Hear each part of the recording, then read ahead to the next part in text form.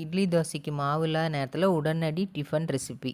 Mixie ஜாரில் 3 தக்காளி, 2 மிளகாய், ஒரு துண்டு இஞ்சி எல்லாம் சேர்த்து நைஸாக அரைச்சிக்கிட்டு, 1 கப்பு ரவை 250 கிராம், அரை கப்பு கோதுமை மாவு 75 கிராம், உப்பு, தண்ணி 1 கப்பு சேர்த்து நல்லா அரைச்சி ஒரு பவுலில் மாற்றி 10 நிமிஷம் ஊறட்டுன்னு மூடி வச்சிடலாம். சிம்பிளான சட்னி ரெடி பண்ணிடலாம். அதுக்கு மிக்ஸி ஜாரில் அரை கப்பு தேங்காய், 1/4 கப்பு பொட்டுக்கடலை, பூண்டு 4 பல், பச்சை மிளகாய் 2, புளி சின்ன துண்டு, உப்பு தேவையான அளவு, ஜீரகம் அரை டீஸ்பூனு எல்லாம் சேர்த்து அரைச்சிக்கலாம். அரைச்சி தாளிப்பு கொடுத்துடலாம். அடுத்தது மாவு நல்லா ஊறி வந்துடுச்சு.